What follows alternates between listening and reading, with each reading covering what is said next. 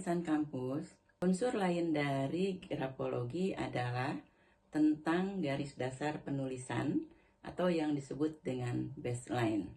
Baseline merupakan garis imajiner yang digunakan untuk menulis pada selembar kertas kosong yang nampak ketika kita menghubungkan bagian bawah tiap huruf atau kata. Apakah tulisannya naik, turun, datar, atau naik turun. Dan ada juga yang tulisannya cekung atau cembung. Baseline ini diumpamakan sebagai jalan penulis untuk mencapai cita-cita. Mulai dari kiri yang mewakili masa lalu dan terus mengikuti garis yang mewakili masa kini hingga kita mencapai tujuan kita sebagai masa depan di sisi kanan kertas.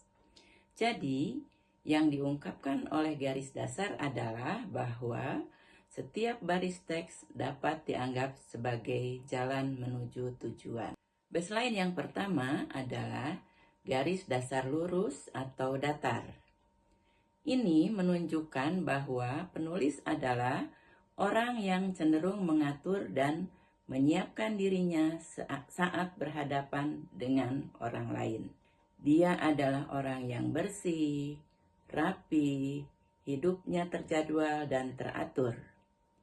Yang bersangkutan sangat terkontrol, mengikuti aturan dan diplomatis. Sehingga penulis merupakan orang yang tidak ingin orang lain melihat kelemahannya. Tipe baseline yang kedua adalah garis dasar naik, di mana garis penulisan ini menunjukkan optimisme, berpikir positif, aktif, dan selalu mengejar cita-citanya. Penulis selalu memiliki hal-hal yang membuatnya takjub, sehingga penulis tidak mudah kehilangan semangatnya. Dikatakan bahwa sebagian besar orang sukses adalah orang dengan tipe menulis seperti ini. Tipe baseline yang ketiga adalah garis dasar menurun. Penulis dengan baseline menurun memiliki sifat yang bertolak belakang dengan penulis dengan baseline yang naik. Penulis cenderung melihat segala sesuatu dari sisi buruk dan masalahnya saja, merasa sinis pada lingkungan sekitar, selalu merasa menjadi korban keadaan, dan selalu kecewa. Dia menunjukkan rasa putus asa atau kelelahan. Bagi mereka, hidup selalu sulit dan berakhir tidak bahagia. Tipe baseline yang keempat adalah garis dasar yang naik turun, yaitu bahwa dalam satu tulisan itu nampak bergelombang. Biasanya ini ditemukan pada tulisan anak kecil. Bila ditemukan pada tulisan orang dewasa, maka ini menjadi tanda atau indikator bahwa kematangan emosinya belum optimal. Penulis adalah orang yang moody, yakni masih mudah terbawa mood. Seperti tulisannya, semangat pemilik tulisan ini naik turun. Pengendalian emosinya jelek.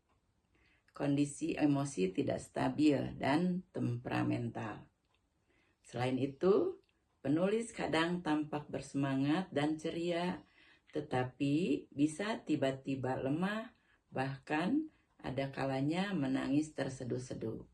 Baseline selanjutnya adalah garis dasar cembung, ditunjukkan dengan baris tulisan yang melengkung ke atas dan menurun di ujung baris. Ini menunjukkan bahwa pemilik tulisan ini di awal-awal sangat bersemangat, sehingga membuat mereka tampak antusias dan berpikir positif.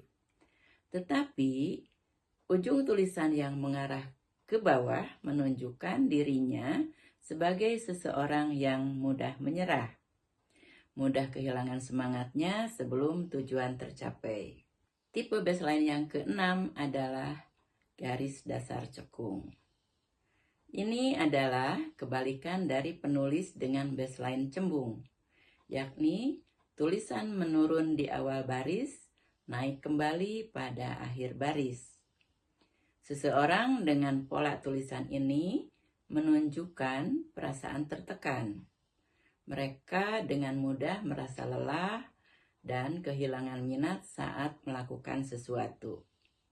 Namun, penulis tidak memutuskan begitu saja untuk menyerah.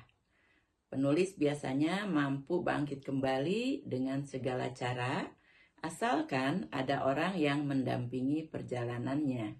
Sehingga penulis selalu membutuhkan orang lain untuk mendampinginya bangkit dari keterpurukan. Tipe baseline yang ketujuh atau yang terakhir adalah baseline jatuh. Baseline ini bisa dilihat pada garis dasar di ujung baris pada pinggir sebelah kanan. Tetapi ada sebuah kata atau huruf tiba-tiba jatuh. Hal ini menunjukkan adanya potensi kehilangan kontrol, putus asa, dan menyerah pada saat-saat tertentu.